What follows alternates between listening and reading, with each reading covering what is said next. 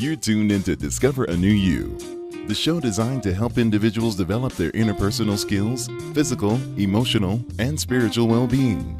Designed to promote a happy, healthy lifestyle. This week's workshop presenter will deliver an uplifting presentation to guide in the process of discovering a new you.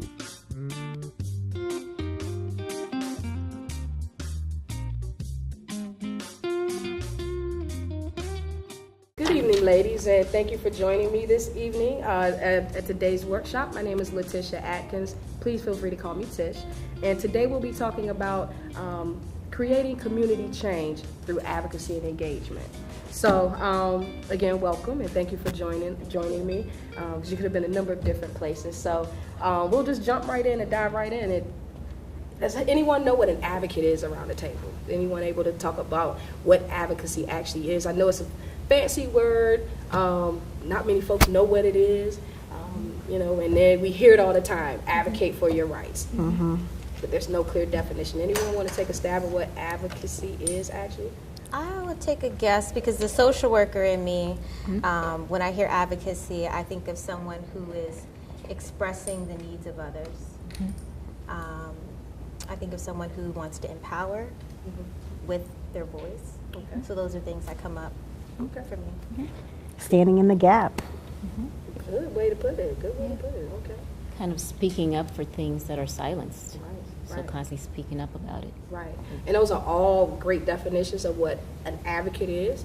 At the end of the day, it's about empowering people. Mm-hmm. It's about being a change agent. Mm-hmm. Oftentimes, we're looking at making changes in the face of adversity, because as the saying goes, power concedes nothing without a demand. So when you're talking about shifting power from, because that's ultimately what you're doing, you're shifting power from people who hold it to giving people who are perceived to be powerless a voice. Yes. And so there's always going to be a struggle in that. Yeah. There's always, and it often takes time. Like with every great change movement in America, it takes time. I'm a huge proponent of the women's suffrage movement, and that took, people don't know, but that took 143 years for white women to fight for their right to vote, from 1777 to 1920. And of course, we as black women, we didn't get it for another, 45 years, at 1965, when blacks were given the right to vote. So, so I also tell folks that most people when you think about advocacy, I kind of look at it like it's the more grassroots work, because there are people who get paid really well to be advocates for large companies, and we just call them lobbyists. They go down to Capitol Hill and they lobby for big tobacco or gas and all types of things. Any issue you can imagine, there's someone who's there to advocate for that issue or against that issue. So again, an advocate is all about creating change. So just a quick question, curious, do you all see yourselves as advocates around the table? Yeah, I think for me, as a mental health professional, I'm an advocate for mental health and bringing a voice to that, and trying to break the stigma of mental health. So that's a lot of what I do in terms of educating the public, educating the clients. So I try to advocate in terms of mental health, yes. Okay, all right. Anyone else? I would say that I think at this point I mostly do it through my office. There was a time back in the day when I was a little bit more active in the streets, but not lately, but this is, bringing it back to my mind that I could do more. But a lot of it, I would agree, is educating people about the fact that they can get services wherever they want to get services, the fact that if they have an issue with the quality, they have rights, the right to dignity, to be treated with respect. And so those are things that I definitely try to make very clear to people that I encounter. Right. Well, everyone is an advocate pretty much, and we all advocate in different ways. Exactly. One thing that I like, anybody know about Jonetta Cole, the former president of Spelman College? Yeah. So one thing that she said about advocacy always stuck in my mind, and I'm a huge proponent of quotes. Jonetta B. Cole said, "Perhaps we should remind ourselves that the ultimate purpose of education is not to know, but to act." What does that mean to you all? Purpose of education is not to know, but to act. Yes, the ultimate goal of learning. I look at it as learning equals doing. Sure. Yeah, exactly. And I think, through your stimuli, you're always learning something. We walked in here today and we learned something from each individual that stood before us. So on a daily basis, you're taking in stimuli and it's affecting how you're thinking, how you're reasoning. However, if it's not moving from that place of reasoning and if you're not going to do anything with it, which means you have to act on it, so we're always receiving stimuli, but what are you going to do with it? Right. Are you going to walk it out? If you don't walk it out, you'll always be a learner. Yeah, makes sense. Yeah, we could know a lot of things and do nothing with that knowledge. Right. And so the action really speaks to that education. And then how about looking at it in a way that what you know, if you pass it down to others, you empower them? Yes. Because advocacy, at the heart of advocacy, is all about empowering Yes. others, making sure that they, again, have a voice. And that leads me to segue into our next topic, is about the 3 stages of advocacy. So we heard what does it mean? We heard what an advocate is, and that's pretty much anyone who's able to plead a case or act on behalf of others in terms of getting what their rights, what they're due. But there's 3 phases of advocacy and 3 stages of advocacy, and they kind of range from just bare minimum to actually influencing public policy, which a lot of folks don't know that they can do. I mean, around the table, has anyone ever even really thought about writing a piece of legislation to present to their elected officials? We can do that. We have that right to do. I know that. So I'll start with the first stage of advocacy, and that's transformational advocacy. And when you think about transformational advocacy, you think about that individual who is perceived to have no voice. Because we all have a voice, we just might not know how to use it. Some others use it a little louder than others, and some are just a little quieter. So again, it's about empowering that individual to know that they can actually challenge the status quo. So the official definition of transformational advocacy is a long one, and I'll read it. It's the ability of those persons or groups of people to perceive powerless to challenge the status quo by gaining a sense of their own power, including the capacity to define and prioritize their problems and then acting to address and resolve them. Don't touch that dial. We'll be right back with more Discover a New You.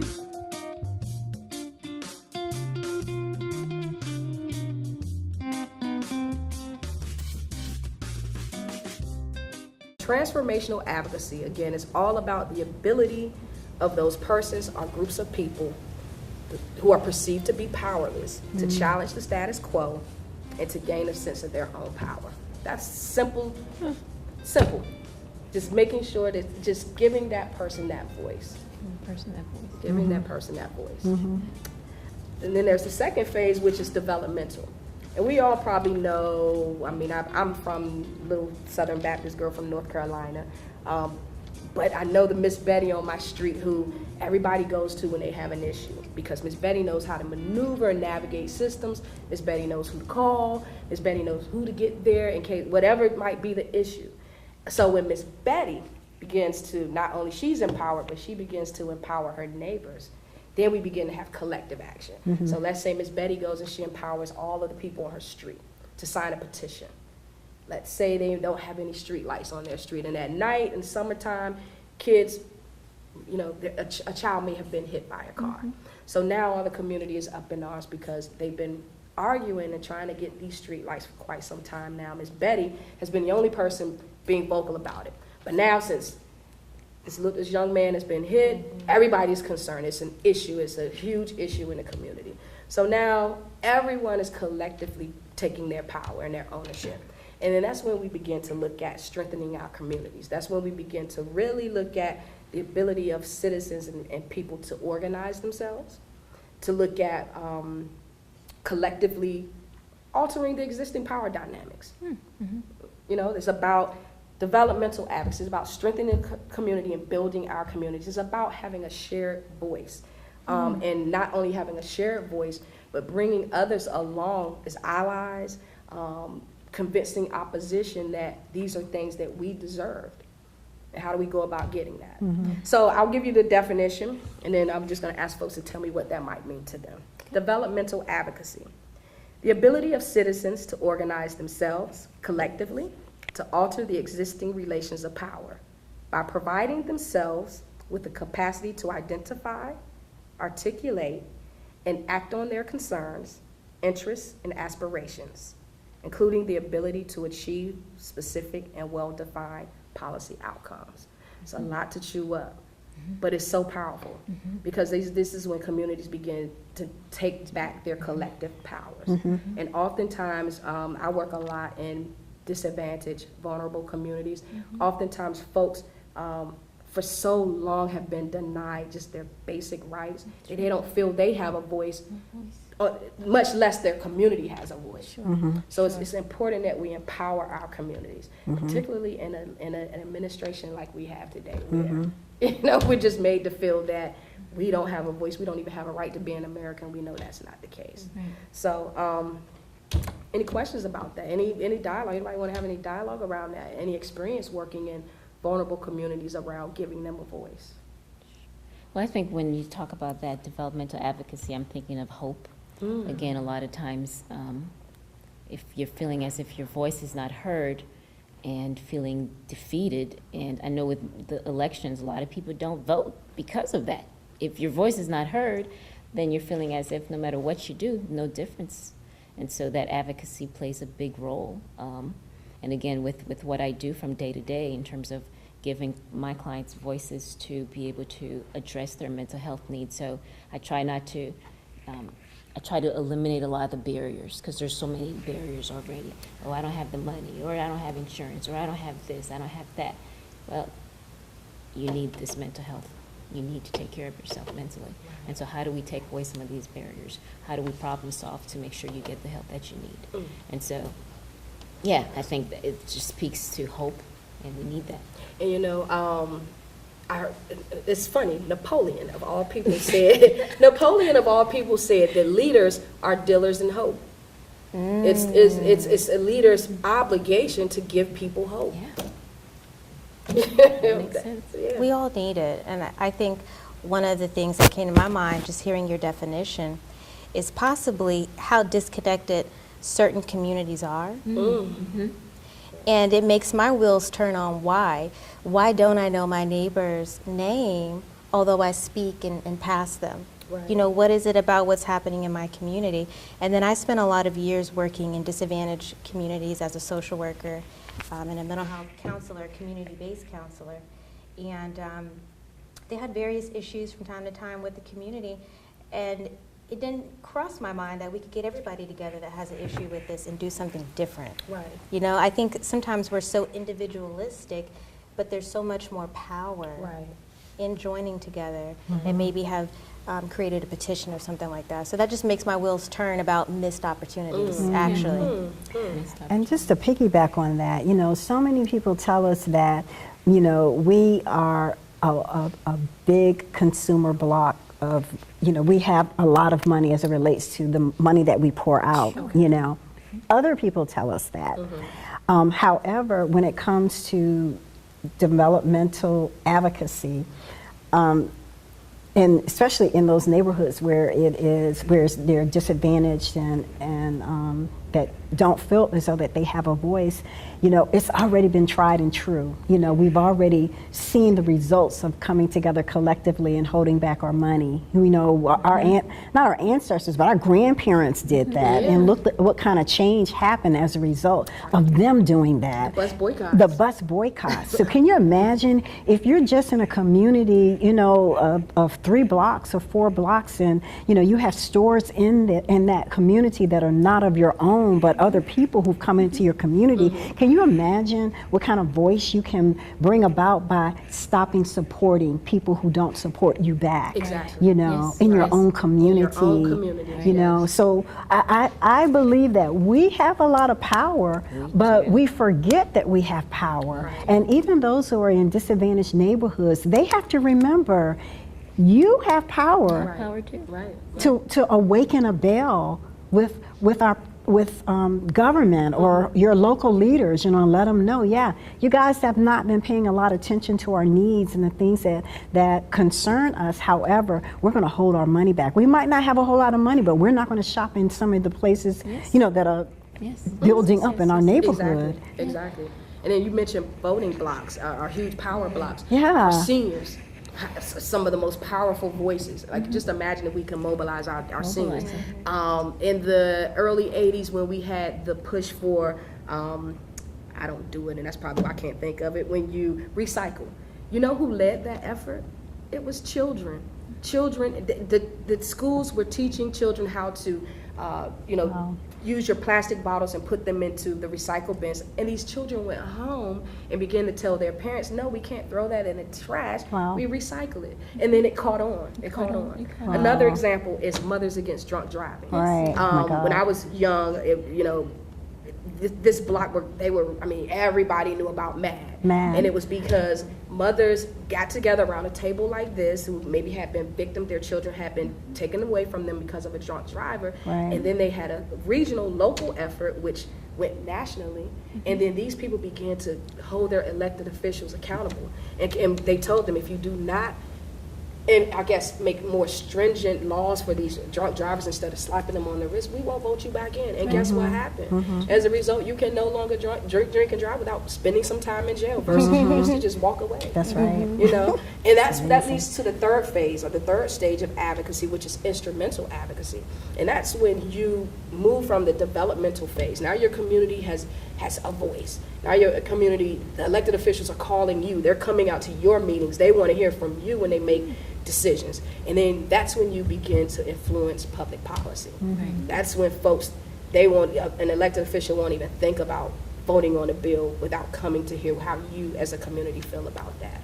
Because so long, I know communities, my own community in Washington, D.C., a lot of times elected officials, they don't even come tell us why they're even proposing a piece of legislation, even though it's going to impact us directly. So we definitely want to get to that point where we as a community are able to really influence public policy. Wow. And going back to that voice that's so powerful, Wakanda Forever. We could come together for Wakanda Forever and make such a big impact over that, which, okay. And so it's about figuring out what's important to us. And again, that's the other piece too. What is our priorities? What do we value? What's important to us? Because when it's important to us, whether we have a voice or not, we'll make it happen. Oh, yeah. And that goes, and in that developmental advocacy, that's where you begin to look at a platform. What type of policies do we want to see? That's when, I always say, we as Black Americans, we don't have a public policy platform. We're all over. What are we fighting for? What will we be? It's not like the civil rights area. We knew what they were fighting for. They were clear on what they were fighting for. Well, but I also believe that we're still waiting on that one person to kind of lead us out of, wherever we are. And I think that has been passed down to us from the civil rights generation, because we had our Martin Luther Kings, we had our Jesse Jacksons, we had all of these icons who kind of took the banner up and they took the people forward. They led us. And I think that kind of has come down the generational line, and we're still kind of waiting for a spokesperson, because I don't see us as being too cohesive. I see us being very fragmented, and as if we are waiting for that voice. And to really put a stamp on that, when President Obama, when he came into office, there was a rallying cry like, "Yeah, we have our man now," Right. But that really, I didn't see a lot trickle down to us. It's like it's fizzled. It almost as if it's fizzled It out. fizzled out. And it was such a wonderful missed opportunity. Missed opportunity. And I think he got a lot of criticism for that, that there were a lot of expectations that this was our next generation MLK Jr., but the policies didn't necessarily trickle out in a way that it was very clear. But I think that's something that you bring up that's interesting, because I do wonder what has happened to us when we talk about that community engagement. Is it that some of us are getting out of that community and then not going back? Because that is a good point. We don't have a very concrete agenda, And so what are the barriers that are keeping us from that? Is it socioeconomic? Right. You know, is it education? Is it like, once I get out, I'm good, y'all. I'm going back. See you at Thanksgiving. Right. You know, like, What what is it? is that about? Right. But I don't know if you have any insight or about that. I had a comment. I think part of it is what you said in terms of the public policy, maybe because we've, as individuals, African Americans, we're very educated and we have so many goals, we have so many things we want That's to true. do, and so maybe our vision is so different and so fragmented, which Exactly. is why that public policy thing you speak about is so important. But you have somebody like Colin Kaepernick. It's not like we don't have people. We have people who are out there advocating for things. Right. But the thing is, do they have enough people to follow behind them? Because we have so many different agendas. So many different agendas. Easily That could be- distracted. And, back to your question, I don't have the one answer, but I can only attribute it to possibly just years and years and years of neglect and not having a voice, that people are just, they don't show up. And I like to say that decisions are made by those who show up. And folks are just, The why? backlash when they do.